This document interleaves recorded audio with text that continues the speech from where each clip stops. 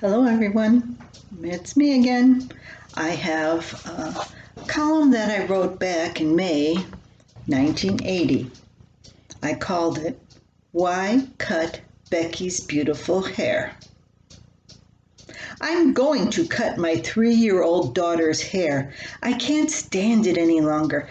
Becky's hair is long, blonde, and constantly stuck to a lollipop or a runny nose. A nearly bald baby, pink ruffles did little for Becky.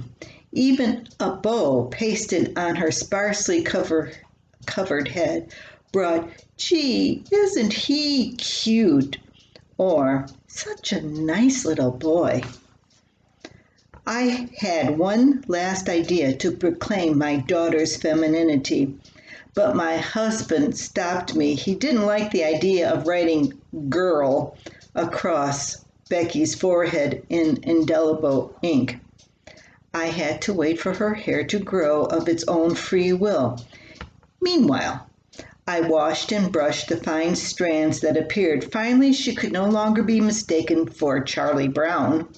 She had hair the length of my finger, but along with the changes in her hairline came a drastic change in her attitude.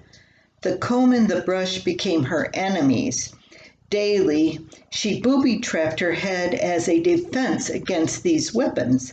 She stubbornly used her hair as a handkerchief, a testing ground for sailors' knots, and a hiding place for gum.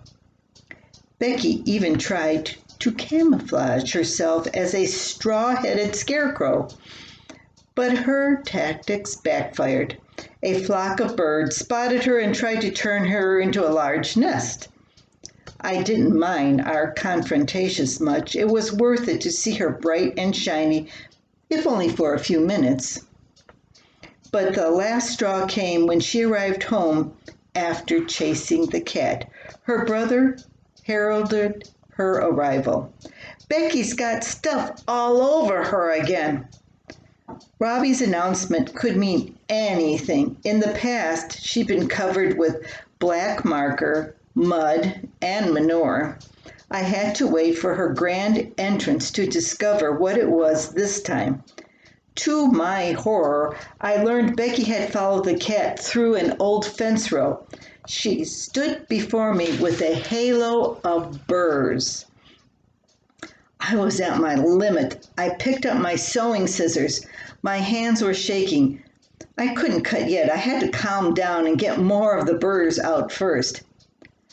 I picked as gently as possible. I now know I should have used the scissors and given her a butch right there and then. Instead, we worked together and cried together until her hair was picked clean of the burrs and the scissors were no longer needed.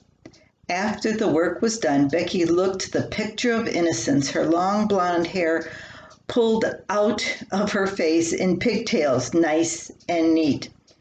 I let my masterpiece out to play again, where the world would admire her beautiful hair. I may regret it, but I guess I'll wait to cut her hair, well, at least until tomorrow.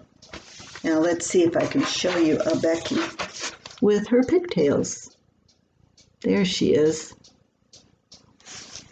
She was always getting into trouble back then, and this again is from 1980. Long time ago. I hope you enjoy my stories. Have a good day and a safe one.